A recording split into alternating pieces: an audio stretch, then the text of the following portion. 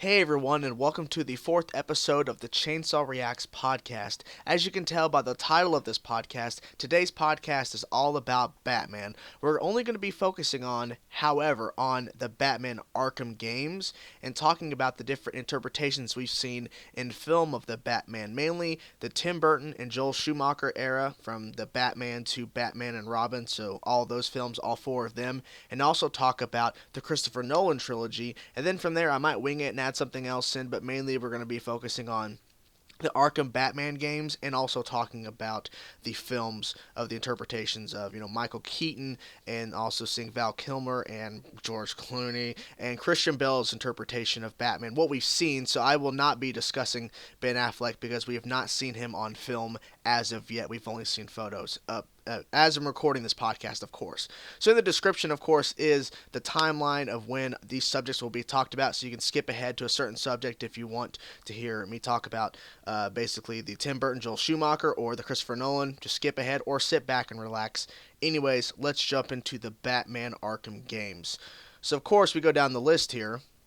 We, of course, have Batman Arkham Asylum that started the whole entire franchise of Arkham games. Next, we have, of course, Arkham City. And then in 2013, we got Batman Arkham Origins, which I felt, in my personal opinion, I like the game, but obviously not as much as the Batman Arkham Asylum and Arkham City. Of course, Arkham Origins, just by the title, it's obvious if you don't know, is the origins of this world of Batman, these Arkham games. It's the origins set way before the events of Asylum and City. So it was a nice introduction to these characters and seeing Batman a little bit younger. And then, of course, the upcoming game, which I have reacted to a couple of trailers and I'm really anticipating, which is, of course, 2015's Batman Arkham Knight. Now, for me, I felt Arkham Asylum was a great first step into these games because Arkham Asylum, to me, was a game that really set the tone of where this possible franchise at the time, before they announced City and all that stuff, and moving forward, it really set a nice tone to what this could eventually end up, because Arkham Asylum was really condensed in the sense of there wasn't an open space you can kind of go around. There were some areas where you got out of a building and you can actually be outside, but you never really felt the ability you could really just go somewhere. You had to really be confined to the prison, to the Arkham Asylum, and it makes sense for the title, but I think it was a great introduction because it introduced you to this type of this Batman world, and you really got the sense of that it's a very grim world, and Batman is trying his hardest to save it, and he's basically stuck in the biggest prison with all of his villains essentially coming after him. And I felt like that the opening cutscene that you really get to, it's a cutscene slash little gameplay where you can actually walk along with the Joker as he's captured at the very beginning of the game, and then everything flips. And I felt like that was a good introduction to the game, because when you're just walking in and you're basically you're delivering the Joker to the Arkham Asylum, and there's all this dialogue going back and forth, and you get introduced to a couple characters. Killer Croc shows up at the beginning at a random point, and I felt like that, like I've been repeating, and I'll say it once more, it was a good introduction. I really enjoyed Arkham Asylum, but I felt Arkham City really stepped it up in a big way. But what I really liked about Arkham Asylum is that it introduced you to a lot of aspects to fighting, which I felt that it is one of the biggest strong points for the Arkham games, is the fighting style that they have picked. Batman can literally jump back and forth, and act like nothing is going on, and he can basically block somebody and then jump across the screen and slam somebody in the face. And it really just had a very nice narrative. The Joker was just running havoc and going crazy, and I just enjoyed that story so much. I gotta take a drink of water here for a second. But like I've been saying, Arkham Asylum really set a nice tone and a very dark tone, and I liked how it introduced characters, but not in a very cheesy and shoehorned way. In my personal opinion, I liked how they introduced characters into this world and how to introduce them into what they could be doing in later games. Now, Arkham City, I'm going by release of the games that came out. So Arkham Origins, of course, is set before Arkham Asylum, but I'll get to that after City. Arkham City is a beautiful game, and honestly, as I'm recording this podcast, today, actually, as I'm recording this thing, I actually went back to Arkham City. I have not been playing my Xbox 360 for quite some time. I've moved on to the Xbox One.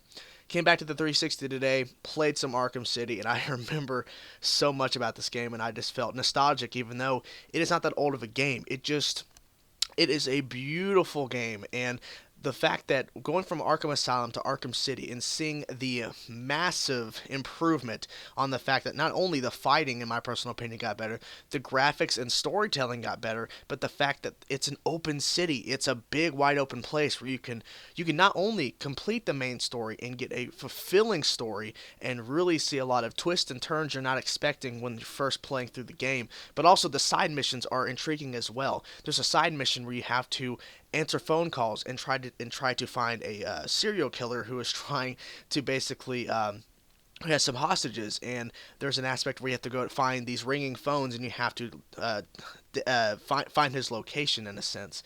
And I felt that that was a pretty interesting side quest. Of course, the Mad Hatter is also a very interesting point in the game where it literally goes from being the dark aspect of the Dark Knight and being surrounded in this world to being a very quirky side where the Mad Hatter is basically putting you under his control. I actually completed that side mission today. Actually, I've completed it before, but I completed it on another save today. But it's just one of those interesting sides to see the Mad Hatter kind of put you into this really crazy world in that game. And of course, the Riddler, he has all these trophies out there. We have to figure out these really interesting ways to get a hold of them, and he has all these tricks up his sleeves. And doing his little missions are just really put your brain on like full mode, going, well, how am I supposed to figure this out? How am I supposed to do this? And so for me, it's like easily Rocksteady, who created these games, could easily, with Arkham City, just made it very basic. They could have said, okay, you have the open world, that's the big improvement. But, there's going to be the main mission, and that's the main storyline you're going to follow, and then there might be like one or two side missions. There are a ton of things to do on top of the main story, and I really enjoyed that, and the fact that they have released DLC stories that like take an hour or more to complete outside of the campaign that adds on to another thing. They released Harley Quinn's Revenge for Arkham City, and I felt like that was a great addition to the game. And they've also released, I think, Cold Heart or something like that for Arkham Origins, but we'll get there in a second. But Arkham City, to me, just felt like a fantastic improvement, and it really showed that Rocksteady really stepped up their game to really give us a game that was just going to be packed with full of content and full of Easter eggs and little hints, and just a way to give the Batman fans a sense of, like, these guys really did it. They really made a game that is worthy for the Batman, and Arkham City for me was that game. It really showed all the Easter eggs, the little hints and little pieces, and all of the villains kind of being in this one big city and being a part of Arkham City, and just really just feeling that you are a part of the Batman world, and it doesn't feel cheesy and forced to throw these villains into the game. I like how it's all put together very nicely. Now let's go back in time to Arkham Origins, which to me, it was a decent game. It was a good game in some cases. I personally don't like the fact that they chose to not have Kevin Conroy, who is, in my personal opinion, the voice of the Batman. He was the voice of the Batman the Animated Series, which was a phenomenal series. He also reprised his role in several standalone films, animated films, of course. He's also did the voice of old Bruce Wayne in Batman Beyond, the voice of Bruce Wayne, Batman in Justice League and Justice League Unlimited, and he's done other animated stuff, and now he does the Arkham games. The only Arkham game he has not done is the Arkham Origins. And I'm going to go into some spoiler territory, so if you want to, close your ears if you've not played Origins, or if you don't care, continue on, but there will be some mild spoilers of what they do to change it up. So in kind of not even halfway through the story, they kind of give it away the first hour or so, like 1/3 of the story into Arkham Origins. Arkham Asylum, the main villain, of course, was the Joker. That was the whole point. You're setting up, you're following him into the asylum, he breaks free, and he causes mayhem, and you have to track him down. He's the main villain. Arkham City, same deal. He is the villain once again. Now, the one thing that I really liked and intrigued me about Arkham Origins is that Arkham Origins was setting up Black Mask to being the main villain, and having these 8 assassins, Bane included, and a couple others, and Killer Croc, and really setting up this whole thing where Christmas Eve, I believe, that Batman has to take on 8 assassins and take on Black Mask. And then 1/3 of the way through, here's the spoiler, the Joker is pretending to be Black Mask. Now, I can't remember the story 100% because I haven't played it in quite some time. I'm actually going back and replaying the entire game again because I want to relearn the story and get into that. But the Joker wounds up being Black Mask and faking him, and then once again the Joker is the main villain. Now, that is my only gripe about Arkham Origins, is that the Joker is once again the villain. And really, it's not really Rocksteady's fault because Rocksteady, as far as I'm for sure, did not work on the game. They might have consulted it and gave it some opinions and all that stuff, but what I understand is that a different studio created Arkham Origins because Rocksteady was focusing on Arkham Knight because they've been working on Arkham Knight, the next game, ever since City came out. They've been working on the game that whole entire time. So Origins was basically a way to introduce you to the beginning of this world, of the Arkham world of the Batman. But to me, it was good, but to a lot of people, they were disappointed. But I personally enjoyed it. The map is huge. The Gotham City is huge in this game. But to me, there were some lines that could have been better. But overall, I felt like it was a decent game. It gave a really interesting narrative. You got to be introduced to some villains that you may have not have seen in any of the previous Arkham games. A couple of the assassins that were included of the 8 with Bane and Killer Croc and 6 others, of course, to take on the Batman within this story of Origins. So they introduced some villains and other villains outside of that you have not seen in the Arkham world. So they, kind of used this Origins game to introducing people to villains that they have not seen yet. So, like I said, overall, Origins to me was a decent game. It could have been better, but it is what it is. But I like to add it to the collection of the Arkham games because it does introduce you to this world, and you get to see these characters in a younger light, and you see where Batman and Jim Gordon, of course, are not really on the best of terms because they don't know each other. Jim Gordon thinks he's a vigilante. He's just like the villains. He's not showing his face. He's just basically being this guy in a mask. And they eventually, figure stuff out. At least they get a mutual bond of, don't get in my way, I won't get in yours. That's kind of how I think it goes over. But, that's just basically what that was. Now, Arkham Knight. This game looks beautiful. I know it's trailers. I know it's pre-rendered stuff. I get it. But really, Rocksteady has been working on Arkham Knight forever. And I was so stupid at one point that I thought Arkham Knight was just a really cool title. I did not know that it was Arkham Knight because there's a new villain they've created, especially for this series of games that's coming now to Arkham Knight. Arkham Knight. There's a new villain they created. Now, obviously, there's a lot of questions about who is the actual person behind Arkham Knight. Who is the person? Who is Arkham Knight? A lot of people have been pointing to different villains we have not seen yet in the Arkham games. People have been pointing to different characters that are not really villains, but they become a villain because of the events of the Arkham games. But a lot of people have been referencing, well, maybe it's the Joker. Because, spoiler alert, if you've not played City, Joker died in Arkham City at the end. And of course, Arkham Knight is set after City. I'm not sure how long. They might have announced that, but I haven't seen it or seen confirmation of that. But here's my thing. If, hypothetically, Arkham Knight is in fact the Joker, I'm going to be very disappointed because we've seen the Joker be the main villain for 3 games. Even though Rocksteady, as far as I know, did not work on Arkham Origins, he has been the main villain for 2 games. This is the 3rd and final one they have announced. Scarecrow, they've been promoting Scarecrow as the main villain, so let's keep it that way. Arkham Knight can be a pretty big villain, a part of the story, yes.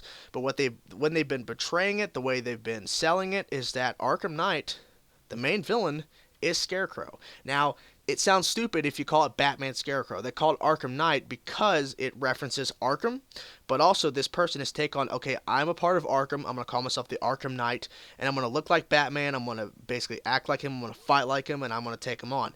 But the way they've been promoting it, Scarecrow is the main villain, so it just makes sense to call it Arkham Knight and not Batman Scarecrow. Sounds kind of dumb. But Arkham Knight, good title, and I like the fact that they have took the idea of let's create a brand new villain that has never been seen before in the Batman universe and put him in this game. And now with this idea of putting Arkham Knight into the Batman games, that can also reference to them introducing the Arkham Knight into the comic books of the Batman world. And I think that would be really cool to introduce the new villain they've created, that Rocksteady has created for the Arkham Knight, and introduce him into, the comic books and all in the other variations of the Batman world. So that's really, really cool, and I hope that does happen, because that really shows that even though that the comic book creators, or the people that come up with the ideas for the stories of the Batman, are not the only ones coming up with really unique ideas and really unique villains and concepts, and hopefully that can transfer over from game to comic book or graphic novel, whichever way. It doesn't matter, it just still sounds cool to me personally. Now, Arkham Knight looks like it's going to be a huge game, in the sense of they're probably going to pack a lot of content, like way more content than we got in Arkham City. I wouldn't doubt it if the story is 8 to 10 hours or more if you don't rush it. And I bet there's going to be a lot of side missions, to the point where it's going to take you probably days to complete them.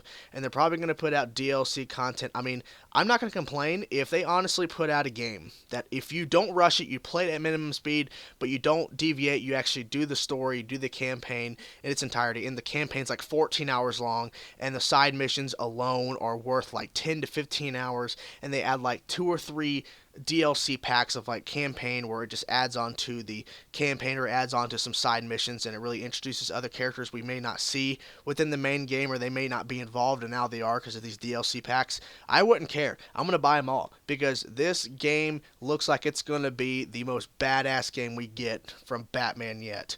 Now, there's been some references to what is Rocksteady going to do next. Who knows? They've made some references to what they may do next.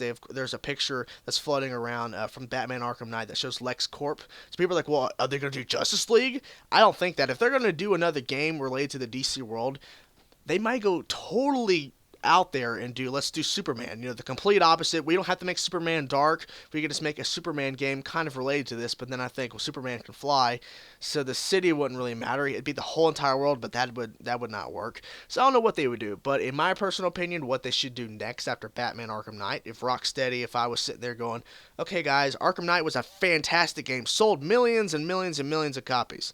What should you do next? Justice League. That's my personal opinion. Just do Justice League. Have a humongous game with all of the characters, at least most of the characters from the Justice League, and have some members coming in and out, and I think that would be epic. Now, one thing I do want to touch on real quick before we get to the films, which is a big thing I do want to get to, is that this game has got an M rating. Now, an M rating does not bother me at all. I don't care. But Arkham Origins, Arkham Asylum, and Arkham City all have T. So the M was kind of a shock to some people, but when Warner Brothers went to Rocksteady and they replied talking about, well, Warner Brothers had issues with some of the content a part of Arkham Knight. And so when that came about, they were basically talking, well, what are we going to do? Like, Rocksteady was like, well, if we cut back on some of the content that Warner Brothers has issues with, Rocksteady's cutting out of crucial scenes that they want to happen in the game. And Warner Brothers was saying, we have issues. You can't put, if you try to put this out, we cannot put a T rating. And so for me, hearing the interview conducted about this whole situation where Warner Brothers went to Rocksteady and said, look, this game, we like it, but we have some issues with some of the content you have in it. So you might have to pull back. And so when Rocksteady replied saying, look, we pull back, we're going to be watering down the game, and that's not going to work. Then at that point, Warner Brothers said, okay, fine, if you want to stick with it, it has to be an M rating, and that's what happened. So it's M rated. I have no issue with it. I just hope it's really awesome. So drink of water, and then we'll get to the movies. Yeah. That's some good water. Anyway, so Batman in film. We're going to be focusing on, of course, Batman 1989 through the Christopher Nolan trilogy, but we'll split them up, having the Tim Burton and Joel Schumacher, and then we'll get to the Christopher Nolan trilogy, and I think we'll end it on those two notes. So, 1989, Michael Keaton, Batman. To me, this film was awesome. But awesome in a different way compared to the Christopher Nolan trilogy. I felt that Tim Burton did a fantastic job, in my personal opinion, at portraying this very dark world of the Batman. I felt like that Jack Nicholson did a fantastic job as the Joker. There were some moments where he was just his energy was so interesting.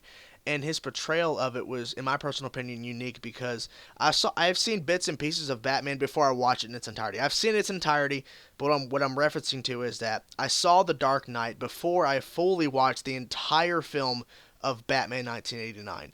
And seeing The Dark Knight a lot of times and seeing Heath Ledger's performance, which we'll get to later, but seeing Jack Nicholson play Joker, it was a very interesting take. I felt like that his version of the Joker kind of reminds me of a little bit of the comic books, but also kind of making it his own. Where Jack Nicholson went, I want to go in this type of direction. I want to stay true in some aspects to the comic book version and kind of being this kind of really creepy and out of control character. But I also want to add in my own couple of things that make my version stand out amongst the other versions of the Joker. So for me, watching Jack Nicholson perform, and after knowing with The Dark Knight with Heath Ledger, Jack Nicholson to me really made his version of the Joker his own, and really showed that he can add some new elements to it, but also stay true in aspects to some of the comics. Michael Keaton, in my personal opinion, as Bruce Wayne was good. He was a good Bruce Wayne.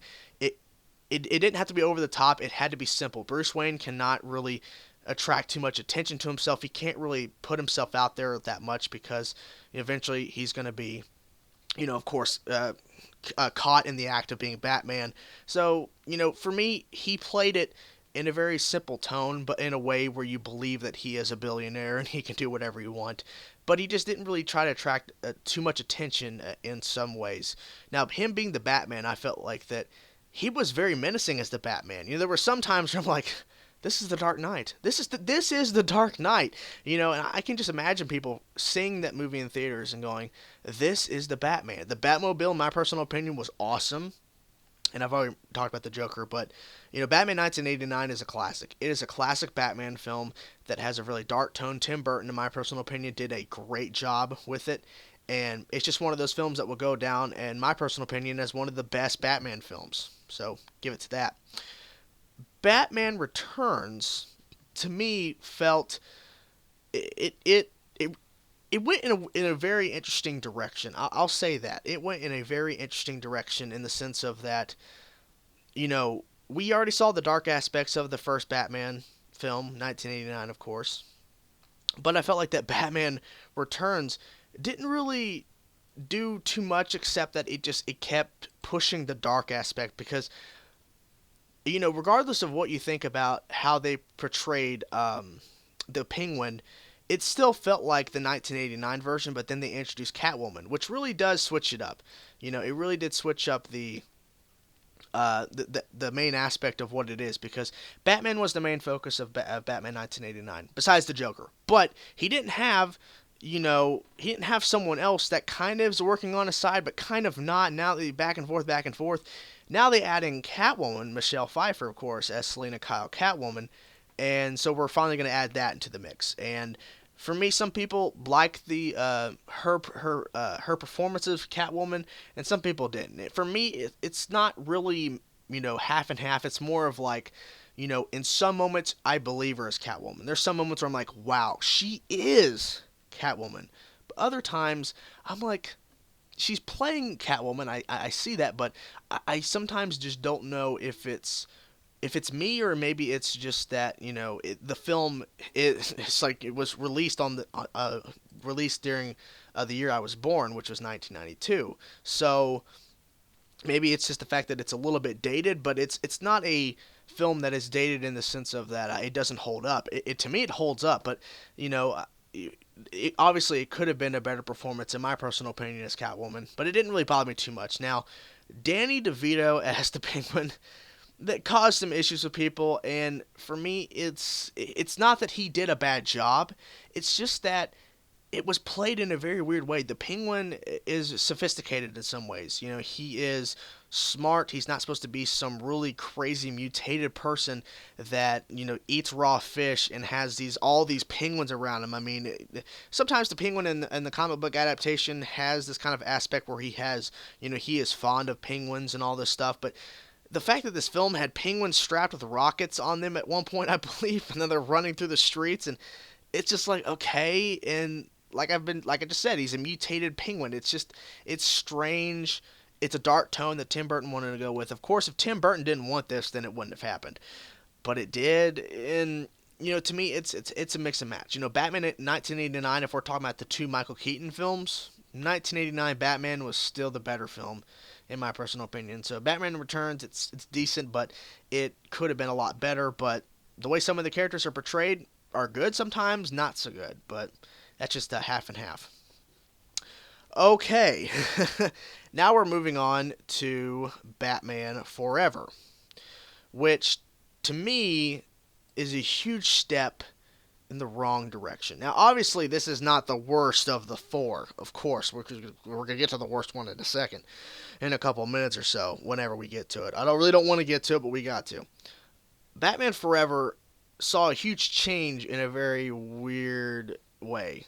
Joel Schumacher came on to perform as director, and you saw it right away with the first couple of minutes. Of course, Val Kilmer is playing Batman now because, Michael Keaton did not want to continue because he did not like the direction Joel Schumacher was deciding to go with. So we have Val Kilmer. Now, let me say this right. Let me say the positives first. Val Kilmer is a great Bruce Wayne. I sometimes believe him as Batman. Sometimes. But mostly I believe him more as being the Bruce Wayne character, and so I got to give him props for that. Chris O'Donnell, I believe his name is. Let me check real quick. Chris O'Donnell. Yes, Chris O'Donnell was an okay Robin. It was just kind of weird how they, basically gave Robin to Batman. Like, he has nobody, so take him in, Batman. But just kind of strange. But I believed him as Robin. I knew at some point they were going to introduce Robin in these films if they were continuing with this storyline, because they were continuing like nothing happened, like nothing has changed at all. There's a different person playing Batman, but it's still the same world. But they changed it drastically. The Tim Burton films were dark, they were gritty, and they were kind of evil in a sense. But Joel Schumacher flipped it and made it all happy and hunky-dory. Oh my God, I don't know what was happening there, but Val Kilmer was decent as Bruce Wayne. He was okay in some cases as Batman, not all the times. Chris O'Donnell, okay, he was kind of cool as a Robin, but, I think that they could have just not had Robin at all, but that's what happened. Jim Carrey, is the Riddler, and we also have, if I can get to the dang load page here, Tommy Lee Jones. I was blanking there for a second. Sorry, people. Tommy Lee Jones as Two-Face. Now, here's what it is. If you've seen the film, you know exactly what you know exactly what this is. Jim Carrey as the Riddler and Tommy Lee Jones as Two-Face are both playing Joker. Exactly, word by word. They're not saying his exact lines, but they are acting exactly like Joker. Two-Face is supposed to have two faces. Two-Face is supposed to be sophisticated in some ways, not going all crazy, and then the other side, he's crazy. He's losing it. Tommy Lee Jones, like, he's going all crazy and losing his dang mind. And he's just going insane all the time. There's no real moments where he's calm. He's collected. He's always crazy. Now, of course, Jim Carrey, what do you expect when he plays the Riddler? He is crazy. And it's the same thing. So they're both playing the same character, except the fact that, I'm not the Joker, I'm the Riddler. I'm not the Joker, I'm Two-Face. It's the same thing. They're playing the same character because they saw how it worked so good for the Joker and Jack Nicholson in the first Batman film in 1989. So they went, okay, let's just do that. Let's copy and paste him, except we're going to wear the Riddler clothes, the Two-Face clothes, and we're going to call it a done deal. This film could have been so much better if the Riddler he could be kind of crazy, but a little bit more sophisticated, methodical, thought out his process, and didn't just go overboard. And I felt like the whole plot of the film was just very strange, but it also kind of fit in a way because the world that we're put in with these new Batman films with Joel Schumacher and Two-Face could have had some calm moments where he's not losing his mind, but he's always losing his mind because, it works so well for Joker. Let's do it again. Oh, the kicker. Batman and Robin. Oh my God. Okay. Batman and Robin is probably the worst film we have seen that is a superhero. The worst superhero film we have ever had. Even worse than Daredevil. Batman and Robin to a lot of people, is a joke. It's a big joke. You watch it if it's on TV, or you put it in the DVD, Blu-ray, whatever player, VHS if you have one of those, if you're and still part of them old times. Batman and Robin is a joke to a lot of people. But to a lot of other people, they hate it with a passion. I've seen bits and pieces of it, and eventually one day I sat down and said, okay, I'm going to watch it. I'm going to watch it, and I'm going to say, screw it. I'm going to watch it. I'm going to watch it with an open mind and see how it is. And honestly, here's the only difference besides the fact that it's, of course, George Clooney playing Batman. The only difference is that Joel Schumacher just gave up. Gave up. There's been multiple reports and multiple sources about how during filming of this film, Joel Schumacher openly said, guys, you're filming a commercial. We're not filming a movie. We're filming a commercial for toys. That's why there were so many variations of the Batman suit. That's why there were so many variations of the vehicles they had, because they were going to sell toys. Batman and Robin should have been called Batman and Robin Sells You Toys. And then that'd be a great subtitle for Batman and Robin. Or just Batman Sells You Toys, and that's that. That's basically what they should have called the film. Arnold Schwarzenegger as Mr. Freeze is a huge joke. But what's even a worse joke is that Uma Thurman is Poison Ivy, and it is the worst acting I've seen. You know, let's not even talk about the fact that Alicia Silverstone was in the stinking film, okay?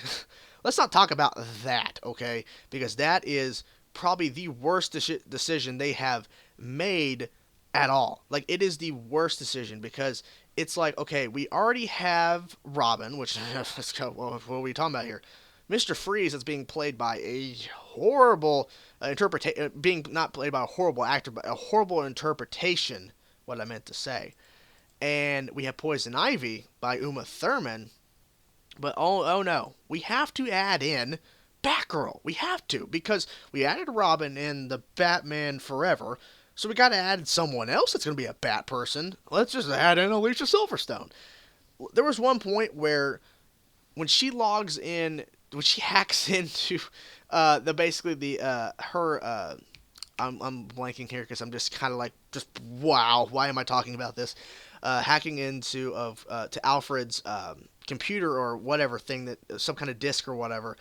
There's a point where she hacks into it, and then you see on her face, because all the computer stuff's going up, and she's smiling. I'm like, why are you smiling? Like, she's smiling like, I won the lottery. No, you hacked into his stuff, and now you're learning all this crap, and I don't get it. And then, of course, when she goes down to the Batcave, Alfred's like, even though I've told you I don't want you to go out, and I don't want you to do crazy stuff, even though she was doing motorcycle racing and all that malarkey in the background, he made a custom suit for her for no reason. Because his excuse for the video when she was watching it was like, I knew at some point you wanted to help the Batman, so I made you a custom suit. Jesus Christ. Why is this a movie? I don't know. You know, and also, one of the worst things we'll get to in a second about Bane, but in the Christopher Nolan, is that Bane was a huge joke. Bane was a moron. Bane was like, Bane! That's all he did. He didn't do anything else. He was just like rambling on, and he just followed orders. I'm like, what the heck? Because the Bane interpretations I've seen in the comics, I've seen in the Arkham games, Bane is kind of a dunderhead, but he actually says complete sentences. And that in Arkham Origins, he's complete dialogue, he's smart, but in this film, Batman and Robin, Bane, what the actual crap was that? Joel Schumacher has, of course, come out and he's apologized for this. That's fine, you know. I accept his apology, because at least the director of the film will admit it's a terrible film. I'm glad that he can actually admit that. That takes balls. So we're done with that. Take a sip of water. I'm sorry, guys. That Batman and Robin, it was just god-awful. Jeez Louise. Okay. Christopher Nolan movies, get through that, and then we'll be done with this long podcast. So, oh man. After Batman and Robin killed the Batman films and destroyed them with that god-awful Batman and Robin, Christopher Nolan decided to take on his idea of what Batman could be. And this is what I think really turned around people for comic book films in a sense, because in Christopher Nolan's Batman world, it's not comic books. It's not fantasy. It's not, a dream. It's not, basically a world where villains can roam around and people are going to still stay in Gotham even though there's like millions of villains. This is a legitimate world that has crime issues, gangs, but has these real life villains and turn them into a way where you can believe it. Scarecrow within Batman Begins. You really get the sense that Christopher Nolan took, when you saw that film, before we saw the rest of it, before we saw The Dark Knight and of course The Dark Knight Rises, Batman Begins showed you this is the real world. This is a guy who built a suit. He has Lucius Fox to do that. He has all these gadgets, and you see where Scarecrow, his ability to manipulate the town and put the stuff in the base, the poisons in the water and making people hallucinate and seeing stuff that's not really there. You really believed it. You believed this real world aspect of how this is actually happening in the real world. You believed it. And Christopher Nolan did a beautiful job. Christian Bale, in my personal opinion, did a phenomenal job as Batman. And Bruce Wayne, he did a really great job as Bruce Wayne. Now, from there, it was like, where are they going to go next? Because we had Ra's al Ghul, of course, in the film. And we also had Scarecrow, of course. But Ra's al Ghul, was, you thought it was this person. You thought it was this guy. And then you see Liam Neeson, like, well, why would Liam Neeson be in this film if he's not a main character? Why is Liam Neeson going to be showing up here? I mean, he's a big movie star. Why would they hire him to be the right-hand person to Ra's al Ghul? He was Ra's al Ghul. And I like that the confrontation happened between Batman and Ra's al Ghul on the subway train situation there, and also the Scarecrow aspect. And we'll get to the later films in a second, but I like the fact that they kept Scarecrow around in some way, within these three films, but you really get a lot of exposure to Scarecrow within Batman Begins, and I felt like that was a good introduction. You got two villains, but their plots didn't really collide a lot in the sense of that, they were really like hurting the entire film, because obviously they could have went, okay, we're going to go completely 100% Scarecrow aspect, and that's where we're going to stick with, or we can go 100% with the Ra's al Ghul aspect, and we'll stick with that. They could have obviously did that, but they didn't. They decided we're going to have these two stories, we're gonna make it work, and I felt like it worked, in my personal opinion. Definitely not the best of the Batman films from Christopher Nolan, but it definitely is a good startup to what could happen. The Dark Knight. This film is just legendary. It is to a lot of people, and it is to me personally, one of the best comic book films we have ever gotten. And honestly, what makes it that is the portrayal of Two-Face. Harvey Dent, of course, by Aaron Eckhart. And also, of course, the legendary, well-loved Heath Ledger, his Joker. His Joker performance, in my personal opinion, will not be beat. Will not be beat. It is better, in my personal opinion, than Jack Nicholson's version, and Mark Hamill, Luke Skywalker, Mark Hamill, of course. He does the voice of the Joker. He's done the voice of the Joker for many different variations.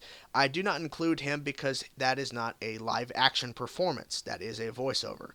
For live action purposes, Heath Ledger will never be beat. I know Jared Leto is hired on to be part of the Joker in the DC Cinematic Universe moving forward. I understand that. However, unless Jared Leto is gold as the Joker, I'm going to say this, Heath Ledger is the Joker on live action. He owns that role. He did his interpretation of it, but it is so genuine. It is so perfect.